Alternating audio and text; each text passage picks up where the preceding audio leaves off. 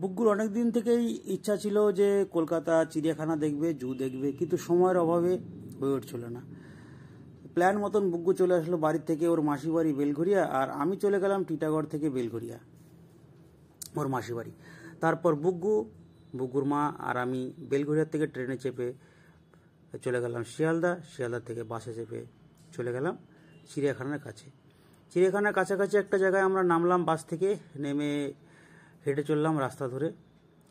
এই রাস্তাটা ধরে হাঁটতে হাঁটতেই বাঁধবে একটা ফ্লাইওভার। ওই ফ্লাইওভারটা টপকেই আমরা ডান দিকে ঢুকবো চিড়িয়াখানার টিকিট কাউন্টারের সামনে। তো টিকিট কাউন্টারে টিকিট কাটার সময় ভিডিও করা সম্ভব হয়নি, তার কারণ ছিল প্রচুর ভিড়, আর বুকগুর মা ছিল অনেক পিছনে দাঁড়িয়ে, ফলে ভিডিও করা সম্ভব হয়েছিল না। তো দেখো আমরা টিকিট কেটে ঢুকে যাব চিড়িয়াখানার ভিতরে। বুকগু তো খুব এক্সাইটেড, খুব আনন্দিত যে ও চিড়িয়াখানার ভিতরে গিয়ে বাঘ দেখবে, হিপ্পো দেখবে, ময়ূর দেখবে, আরও অনেক কিছু দেখবে। তারপরে ওকে নিয়ে ঢোকার পর জানতে পারলাম যে ডান দিকে বাঘের খাঁচা, বাঘ মামার খাঁচা। ভালোই আনন্দ পেয়েছে বুকগু, এদিক ওদিক দেখছে, সেদিক দেখছে। তারপর আমরা হাঁটতে হাঁটতে ডান দিকে ঢুকলাম। ডান দিকে ঢুকে একটা জায়গায় লেখা ছিল টাইগার্স ডেন। ওই দিকেই হেঁটে চললাম বাঘ দেখার জন্য। খুশিতে ধরে না, খুব এক্সাইটেড হয়ে গেছে, বাঘ দেখবে। দেখো বাচ্চারা দৌড়াচ্ছে, ও আমার হাত ছাড়ছে না। ওকে বলে নিয়েছিলাম যে বাবা যাই করিস না করিস হাতটা অন্তত ছাড়িস না, হাতটা ধরে রাখিস। দেখো ওকে বলার সাথে সাথে এত আনন্দিত হয়েছে, যেতে খুব ইচ্ছুক। ওকে নিয়ে এগোচ্ছি আমি ধীরে ধীরে। আমার হাতে একটা মোবাইল, ওর মার কাছে একটা মোবাইল। ওকে নিয়ে গিয়ে প্রথম বাঘ দেখাবো। দেখা যাচ্ছিল না বেশি ভালো, তাও টেনে টেনে নিয়ে গিয়ে তুলে দিলাম ওকে উপরে। এই যে এই নিচে সিঁড়িটার উপরে তুলে দিলাম, দেখা যাচ্ছে না। দেখি, দুজনেই অধীর আগ্রহে তাকিয়ে রয়েছি, কই বাঘ, কই বাঘ, কই বাঘ। বাঘ ওই যে অল্প একটু দেখা গেছে দূরে, ক্যামেরায় হয়তো ভালো আসছে না, কোনো রকম দেখা গেছে, কিন্তু খালি চোখে দেখা যাচ্ছিল। দেখো বুকগুকে উপরে তুলেছি, ও খুব মজা পেয়ে। ঠিক আছে, ক্যামেরায় আসবে না।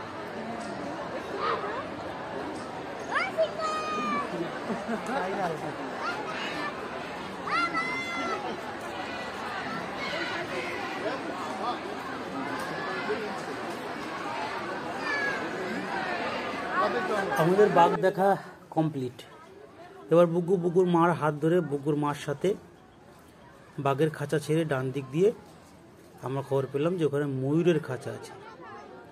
সেই অনুযায়ী ময়ূরের খাঁচার সামনে গিয়ে আমরা হাজির হলাম এবং বুকুর মার হাত ছেড়ে উঠে গেল রেলিংয়ের ওপর।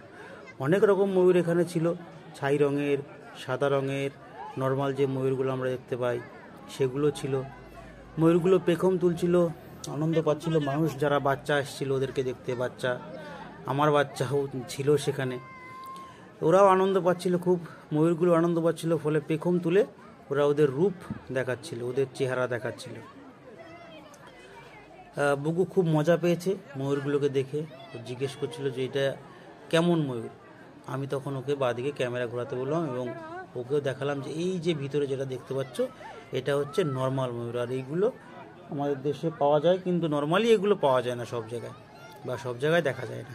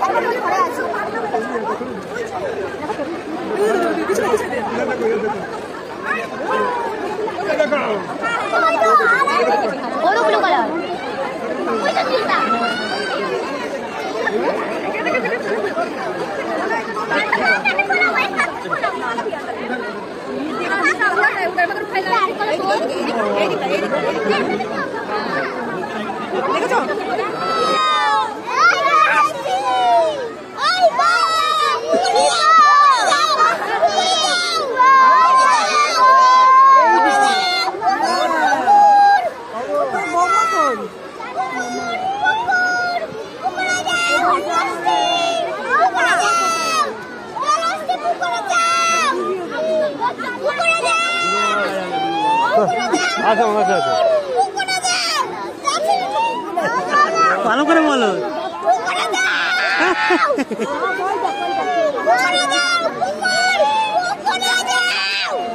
যাবে না পুকুরে? যাচ্ছে যাচ্ছে।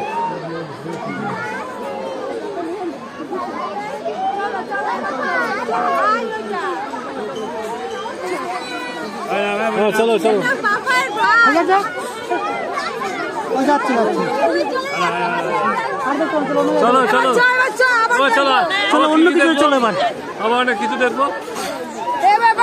আইসক্রিম মুখের মধ্যে কেন ভালো না? মুখে মুখে বাকি দিয়ে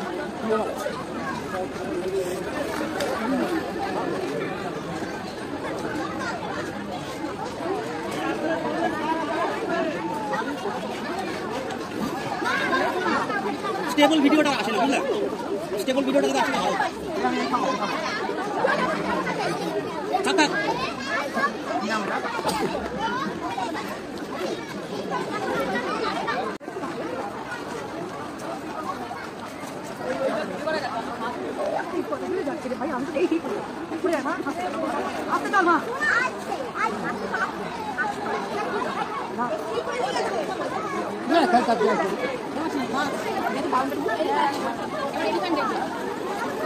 জেলি পরে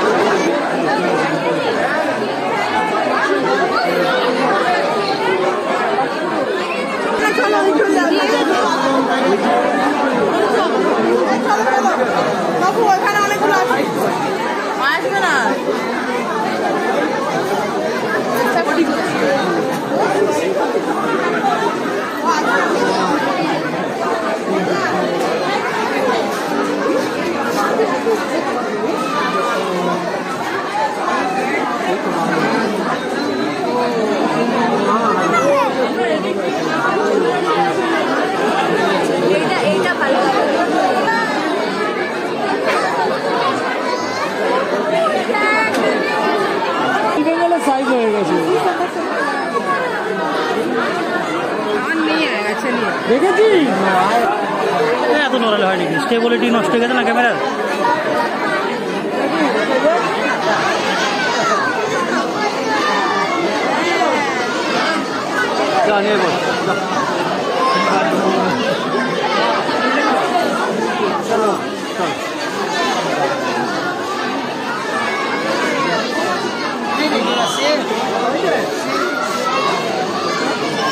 দেখতে পাচ্ছিস ওইটা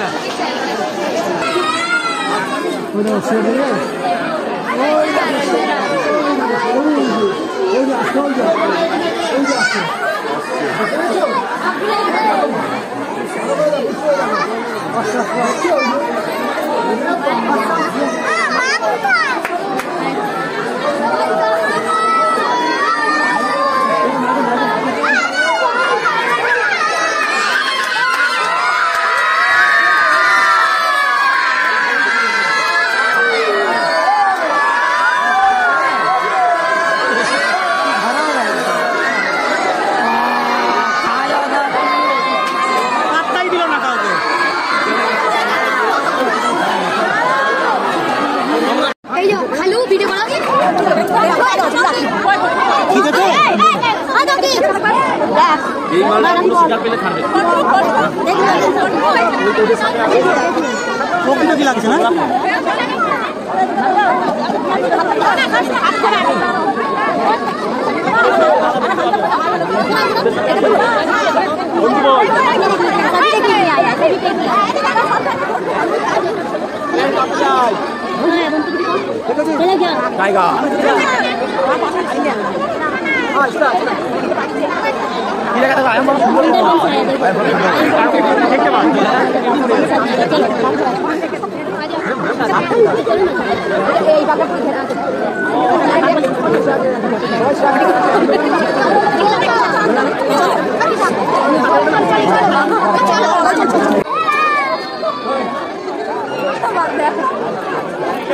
চলো হয়ে গেছে।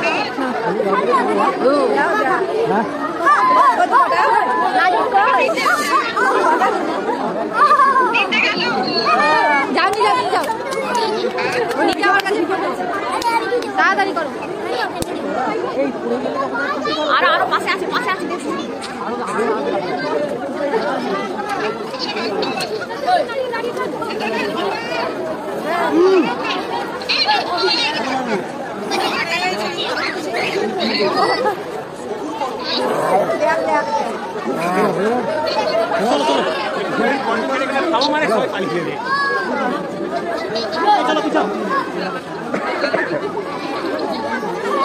বাঘ দেখা কমপ্লিট। আরও অন্যান্য অনেক জন্তু জানোয়ার ছিল যেগুলোকে ভিডিওতে তুলে ধরা সম্ভব হয়নি। এত ভিড়ভাট্টা ছিল যে ভিডিও করা সম্ভব ছিল না।